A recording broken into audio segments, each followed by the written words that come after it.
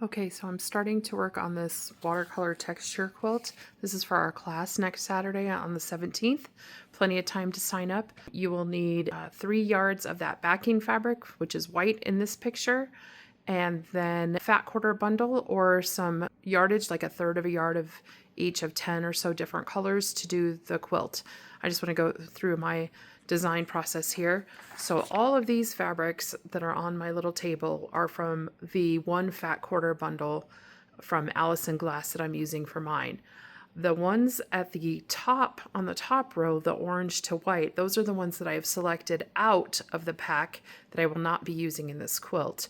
Just for me, I'm going to try to stick to more of the original palette and stick to the green, blue, purple, pink color palette. So this orange, red, green, and of course the black and the white don't really fit in with that. So I'm going to take those out, save those for another project, and these are the colors I'm working with. This left me with 14 different colors. The original pattern that we're going for used 11, so I have 3 more colors than the original pattern. So I just went through and kind of did some quick math to figure out how much I'm going to need of each one and how to cut my blocks. And we'll do the same with yours. So if you want to go anywhere from, like I said, 10 to 14 or 15 different fabrics, a fat quarter is a good size to use. You'll have some leftovers out of each fat quarter. And in fact, I might take my leftovers and incorporate those into this border, which here is shown as blue, but I might do kind of a rainbow scrappy border on the outside from my leftovers. So that's the step. From this, I've determined that I need to make some 6.5 inch and 4 1/4 inch cuts out of these, and that'll be in the next video where I show that, because we are going to be doing something a little different than the pattern. We're going to be using the Studio 180 rulers, which I will explain in the class how those work, and so our cutting will be just slightly different. So again, if you're interested, the watercolor texture quilts class will be on the 17th at 10:30 a.m. at Gathering Stitches, and we'll walk you through this. And if you don't want to make the whole quilt, it's still a great class to come take to learn how to do those, to use those rulers. And even if you don't, you can use our rulers, and even if you buy specialty rulers, you can certainly make this quilt without them, and I'll go through the steps for how to do that as well. But as you can see, this is called an economy block or square and a square block, and then these are called flying geese. So it's just those 2 simple blocks, and how they're arranged, I think, ends up with a pretty stunning, modern looking quilt. Any questions? Just comment below.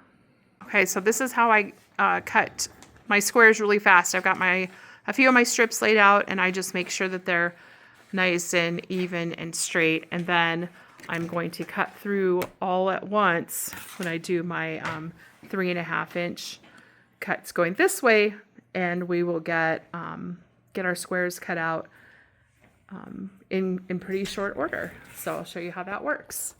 So what I do is I leave the I'll leave the edge on, and I know I need 3.5, and I'll just make sure that the edge that I need to trim up is beyond that, so that I can come back and clean that up. So I'll make my first cut right there on the 3.5. I'll come back and clean that one up later. But now I'm going to start going from that cut that I just made and keep going with my 3.5s. So you can see I've got this line right here. I've got 1, 2, 3.5. This ruler happens to have a half on this side. So I'll just show you, if your ruler doesn't have that, then you just count out the 3 and then find the half mark, and you line that right up with your cut. And this is why it's important to have a ruler like this that has the dark markings that you can see through, and then it also has lighter markings if you have a darker fabric. And then we'll just march our way down and make our cuts. So I go 1, 2, 3.5, line that on there, cut, cut, cut. And when we finish, you'll have all these nice squares already cut out. And then to trim up that last one after we get all the way through this, what I usually do is, if you have the room, I'll turn my whole mat around. That way you don't have to take a chance of messing up how nice and straight you have these. And then we'll get that last cut in 3.5, and I'll put my half marks here. So I hope that helps when you see something daunting like making, 100 squares, or this particular quilt, we're going to need like 500 squares when we do this. We can get these cut out pretty quickly. All right, next step. For the next part of this, we're going to take the fat quarters, and you can do a couple at a time. You can do, 4 up to 6, depending. I just have 3, I think, layered here, and get them lined up like this. And you want the selvages going this way. Fat quarters are 18 inches across this way and 22-ish going this way. So you want it long ways facing like this, if that makes sense. And what we're going to do is, because we need the centers of the economy blocks, and we need to get the centers of the flying geese. So from each one, you're going to make sure that you're over far enough so that you're getting a good full cut. So I make sure that my ruler is over enough. This ruler happens to be 6.5 inches wide. So I'm just going to make a cut right here, and then I'm going to come back and trim off that edge in a minute. So we'll cut 6.5 like that, and just like we did when we were cutting the white part. And then we can scoot this over or just line up on that cut. And on our next cut, we want to be 4 1/4. So we line that up to 4 and then the 1/4 inch mark. Make sure it's that way all the way up. And then we give that a cut. This nice big piece over here, we're going to set that aside. We don't need that right now. We might need that later. So we'll set that to the side. This strip we're going to use to cut the centers of our economy blocks. We'll set that aside with our pile of strips there. And then from the remaining, the 6.5, you could turn your mat, or since we're only doing a few at a time, you can turn your fabric around, and we'll clean up that edge. So we'll line up this edge, or if you have a wider ruler, get it on the 6.5 mark. And we're going to clean up that edge. And then from this, we're going to cut 6.5 inch squares. So we'll turn it. We'll do the same thing. We make sure that we're over far enough that we have a nice margin here. We don't have to worry about saving fabric too much on this cut. And we're going to cut the 6.5. So scoot that out of the way. Line up our 6.5 on the edge. Cut another one. And then our final one. We just need to get 3 cuts out of this. So we'll have a little bit of extra on this side. That just goes to our scrap pile. And then again on this one, we'll have to turn around and clean up that edge. So you want to do that with each of your 11 to 14-ish fat quarters that you have.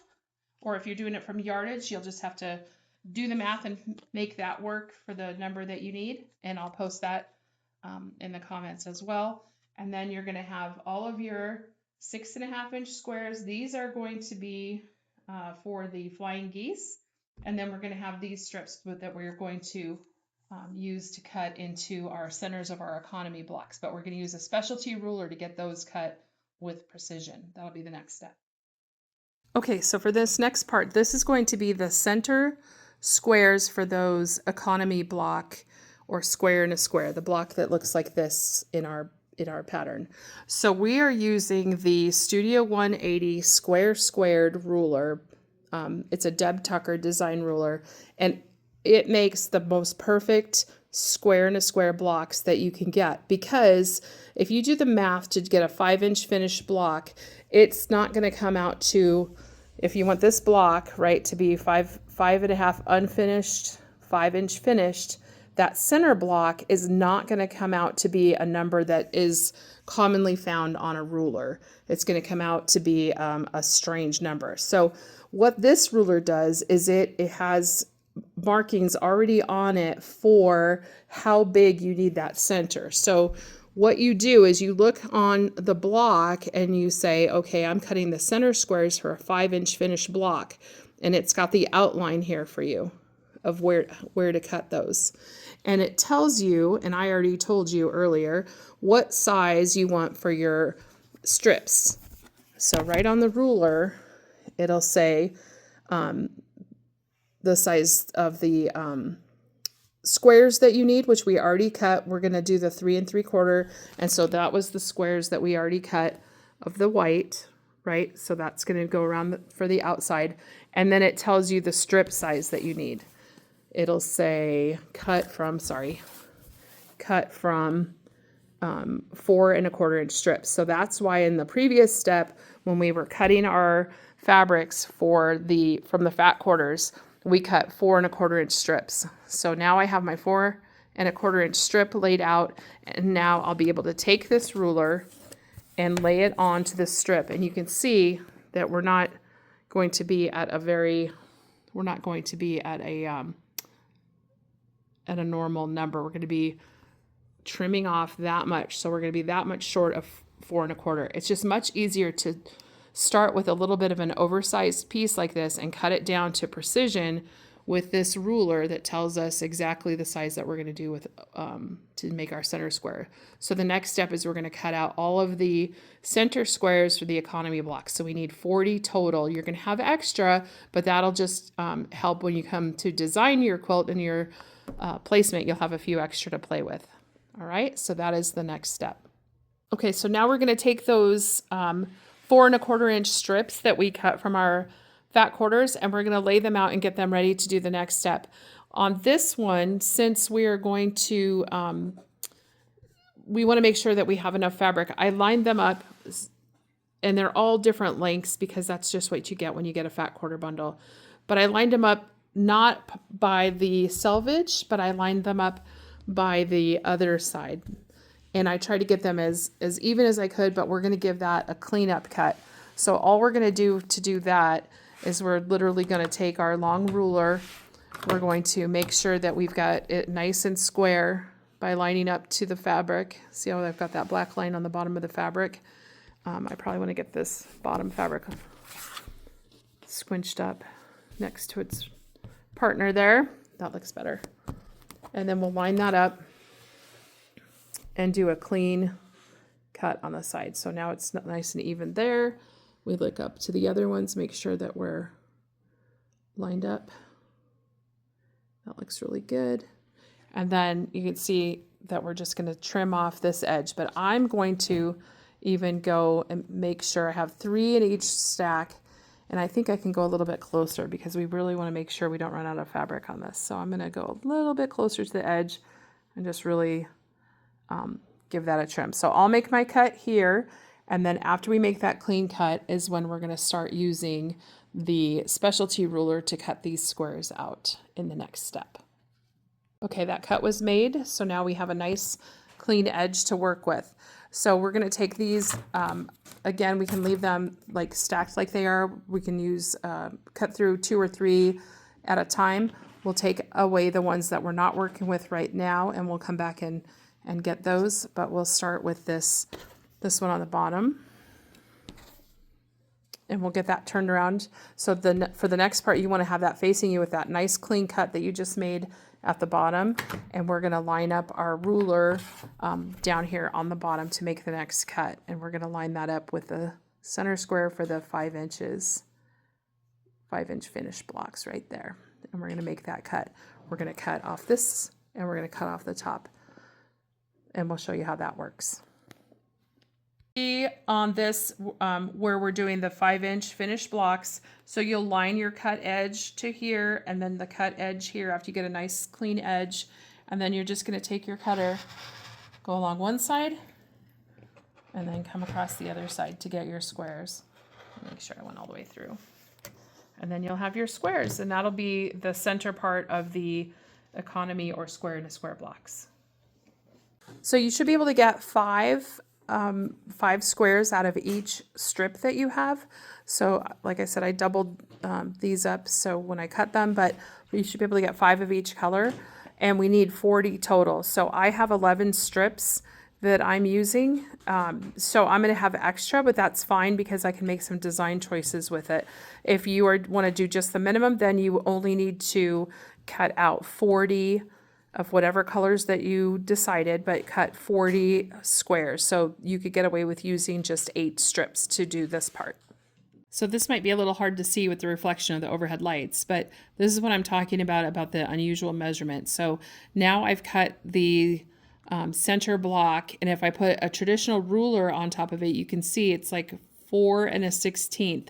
And if I would have told you guys you got to cut out squares that are 4 1/16, there's no real markings on that ruler that would help you make those cuts. So that's why we use the specialty ruler to help us make those cuts so that we have a nice precise block. It sounds like we're being super picky, and we are. If you don't want to use a specialty ruler, you certainly can, like I said, try your best and do 4 1/16 inch centers. You can find directions that would tell you, to cut it at 4 1/4 and trim it down. But I'm going to show you when we get to the next step why it's so important and why I love these rulers so much. Because not only are we going to, and here I'll go back to the ruler, not only are we going to use that to cut the center part, but when after we make the block, we're going to use the ruler to help us trim. And it has tons of markings on here that, let me put it on a white background. It has a lot of markings on here that help us get that lined up so that when we trim that block, everything is perfect and we have that 1/4 inch. The big issue with this block, and again, just using this as the picture, is how it's shown in this picture shows what it should look like after it's sewn, right? We want to make sure that we don't chop off those points. So by having this ruler that shows us how to trim it and gives us these all these different guide marks to trim it, we make sure that we have a nice 1/4 inch seam allowance and that we don't chop off the points. And if you use a different method to cut out the centers, sometimes that gets into the seam allowance, and when you go to trim it, it just does not come out as perfect as it does. With this quilt only having 2 blocks, it's really important that they stand out and that they're as perfect as they can be, especially when we're using a bright color and a white. Every one of those intersections is really going to stand out. Okay, so we're going to cut the side pieces. What shows up here as black, ours is going to be out of the white fabric, and these are the 3 3/4 inch strips that we already cut. So you can see that it says for the finished size square of 5 inches, which is what we want, we're going to cut squares that are 3 3/4 inches to make the triangles. So just like when we cut before, when we did the 3 1/2 inch squares for the other part that goes around the for the flying geese, on this one we cut our strips at 3 3/4, then we turned it sideways and we made we call them subcuts at 3 3/4. And so we have all those cut, and now all we have to do is pull out the squares, and then we're just going to make another cut right along that diagonal so that we can get these side pieces. So you're just going to just one time cross here on all of your 3 3/4 inch white squares. So if you're feeling you don't want to cut these all individually, there's a couple of different ways to do that. One way is to use the points on the lines on your mat and line up the points on there. And then you can put a couple deep, and you can do this all the way down your mat if you want. Just give yourself some room so you're never going through more than like 4 to 5 layers at a time, and line them all up, and then take your cutter and just cut right down the center and get your triangles cut in that fashion. It goes a lot faster. If you're not comfortable doing that, then do what you feel is best. Don't feel pressured that you have to make them fast. You go at your own pace.